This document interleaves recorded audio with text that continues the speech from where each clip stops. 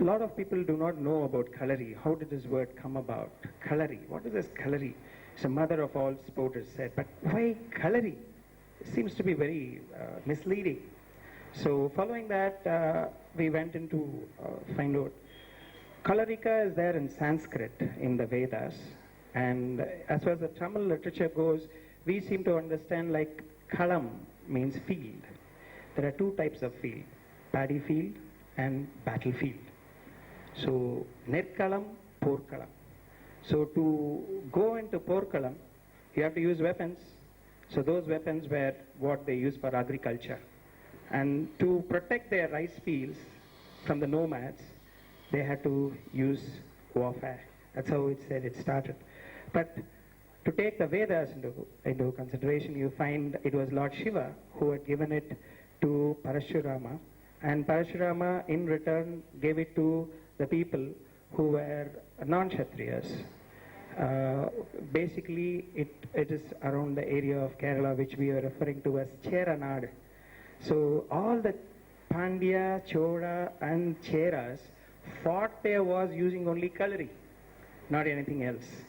Kalari had to be the base on which you can put a battlefield. Without training in kalari, it is not possible for anyone to take to war. So the first piece which Gayatri will be doing now will be the Kalari Vandanam.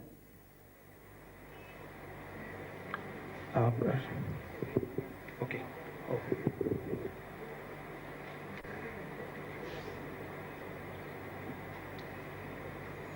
Okay. Fine. I have the full thread. Okay.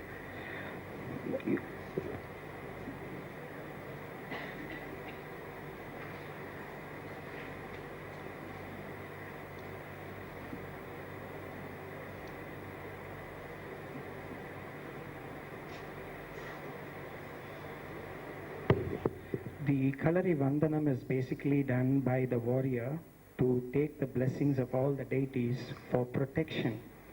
The Kalari training space is called as the Kalari Fight area, which is sort of fixed. The distance, the length, the breadth, etc. There are various types of Kalaris, Kuri Kalari, Anga Kalari, etc. The Kuri Kalari is actually, they make a small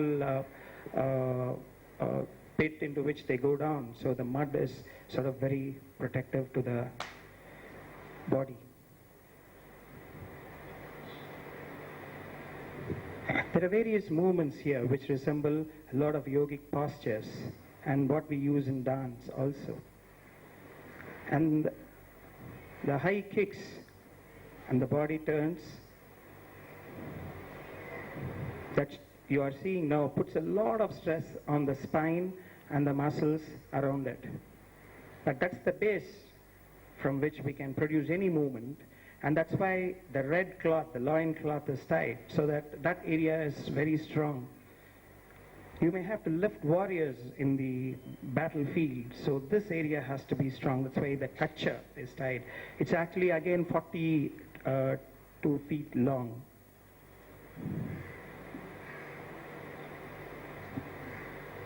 So you're seeing her that she is making salutations to various directions.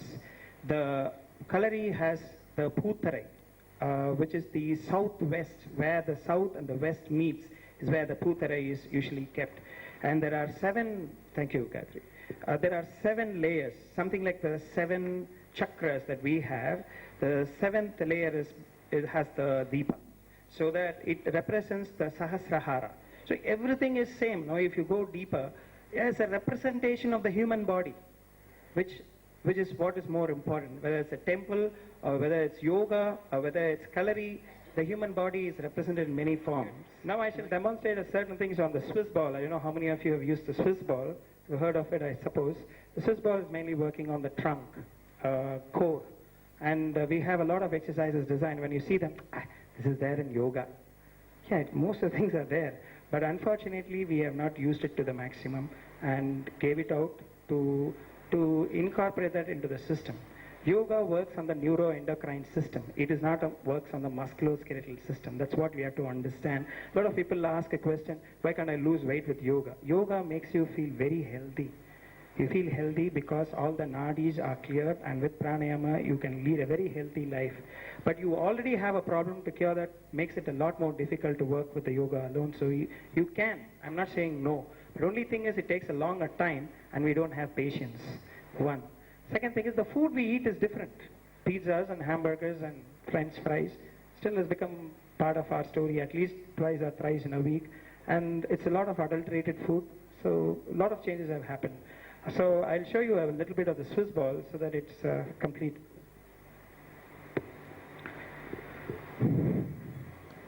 So you sit on a Swiss ball.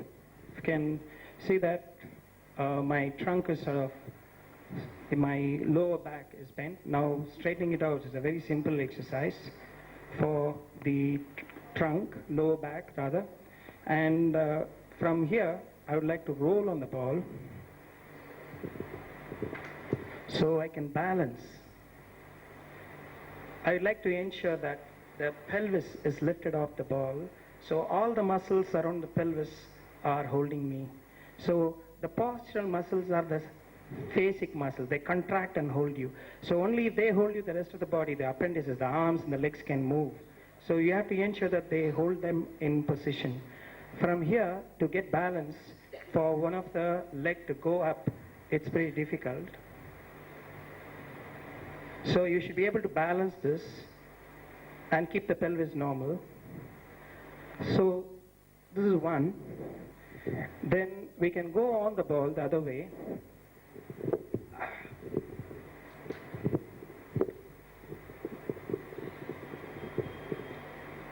So now you can find me balancing on this ball. Now you can take one leg off the ball for balance.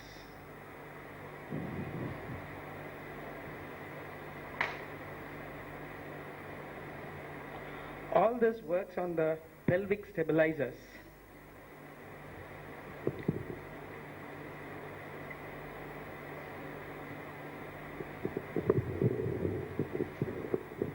We can use this for working on the muscles which are on the opposite shoulders, so they can balance and contract to maintain the integrity of the spine.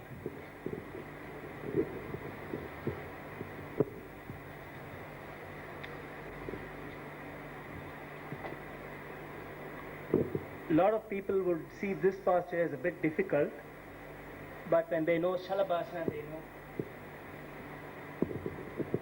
it is possible. So here we have a mobile base. It's not a stable base as we used to do before.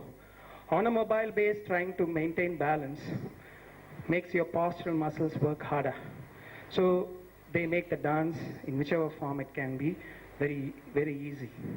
And your proprioception, that is the joint senses that go without your knowledge, your balance, are improved. The few things that I'd like to say is, most of the dancers never warm up. They don't do a warm up. They feel directly start dancing and slowly I'll get warmed up. There's one aspect they have to go overcome. Second is a warm down. I've seen so many times, I've complained to Leela also. When the program is over, all of them will crowd around her and she has to wish everybody. Otherwise there can be a problem. So by the time she is already tightened up, because the body has been so warm with the lights on me, the temperature goes by another few degrees centigrade. And so I can't bring it down so fast. So I have to do a lot of stretching.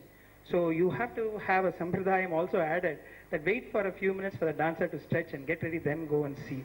But everybody is in a hurry to leave the hall, so see the person and go. I'm very blunt about it. I find that you are injuring your own dancer. So one is, allow them time to stretch, so that after the program they can relax and recover and meet everybody. That's one. A warm down is very, very important with slow static stretching. No more is ballistic stretching. We do a static. We have gone into yoga again. We find that the stretch has to be maintained there and breathing has to be brought about. Okay? And stretching is a very important component. Even between the dance, stretching, please drink adequate water. don't allow water levels to go down. In other words, don't wait for hydration or rather thirst to appear. Thirst is a bad indicator of hydration. So if you are finding that you are thirsty, that means 2% of your body weight has been lost already. Your performance is going to be deteriorated. So you ensure that you drink water before you feel thirsty. This is where modern science could assist you. I feel a lot of people have a block on, if it is Western, we don't need it. Hey, incorporate it. I find that it's very, very useful to understand the anatomy of the body and know it in the best way possible to assist me in what is ancient.